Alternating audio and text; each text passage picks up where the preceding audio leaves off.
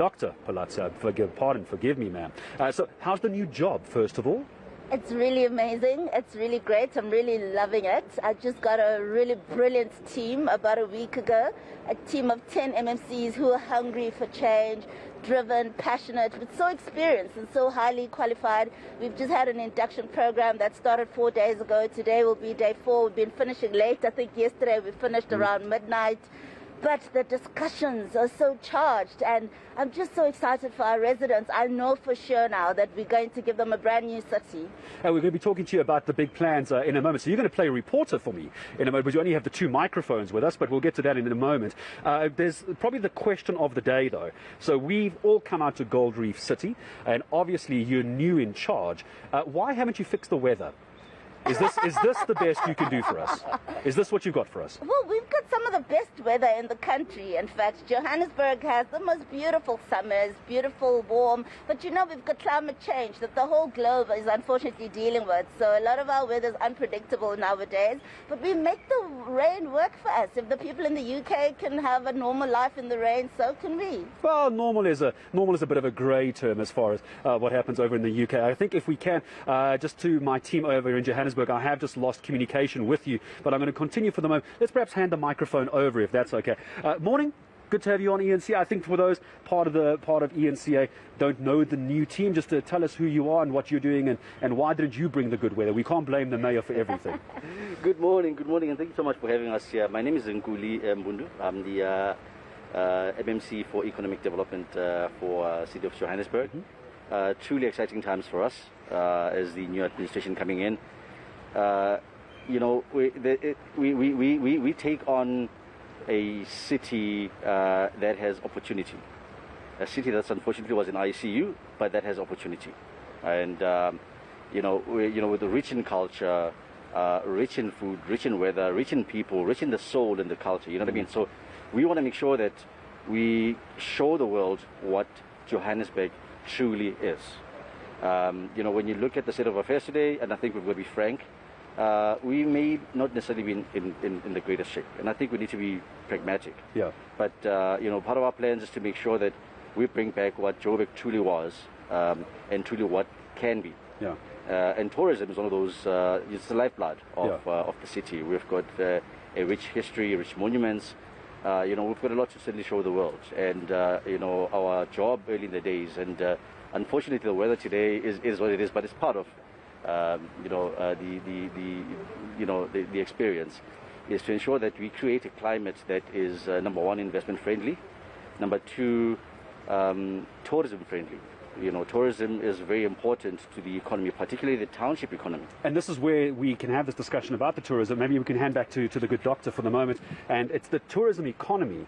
It's the entertainment sector, which is why we hear the MMC using the word ICU. So I'm going to turn to you now to triage this industry for us for the moment. Where do we begin doing that? Because as I said in my introduction, we all like to leave the province. We all like to leave Johannesburg. We can name all the coastal towns where people flock to, but the problem is their money goes with them. There's money to be made.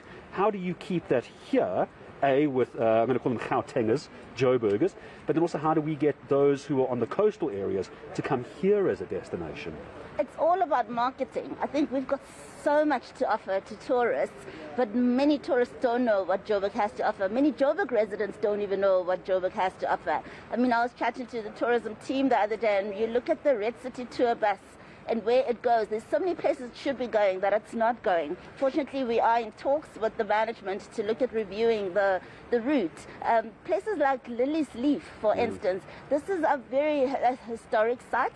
A lot of things happen there. The military wing of the struggle stalwarts used to strategize there. It's still there. It's standing, most of the time empty. People don't know about it. Well, I was there just a short while ago. It was, I think, one of the anniversaries of Lily's Leaf as well. And the reason I went there is because there was a chance of it closing down because there was no funding.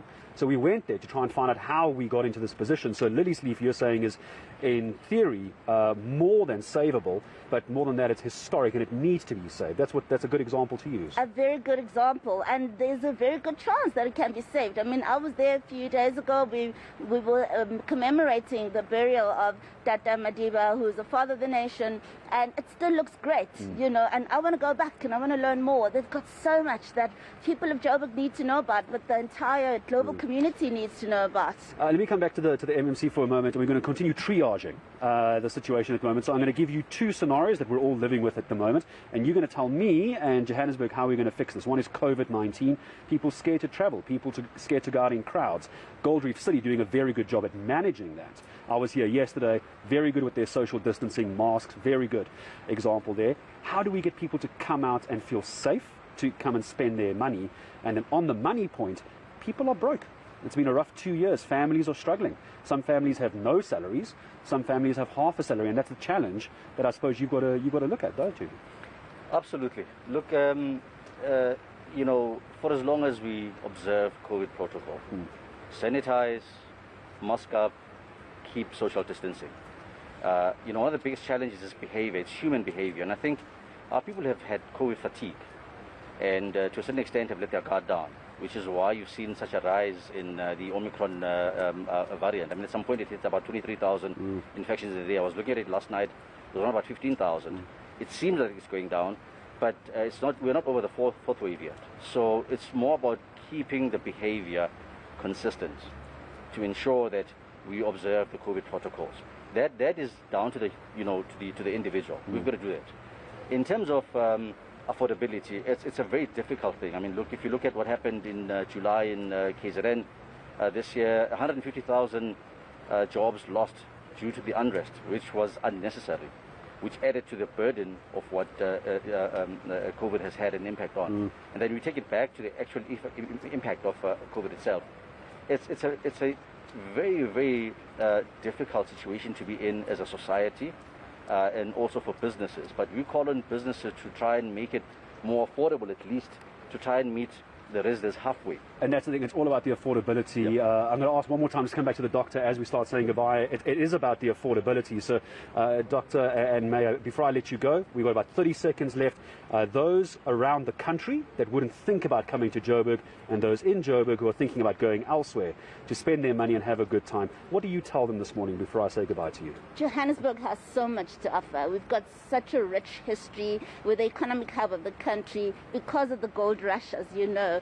We're at Gold Reef City right now. This is a very monumental site as well. But there's so much more. We've got the pantomime at the Joburg Theatre. We've got the Festival of Lights at the Joburg Zoo.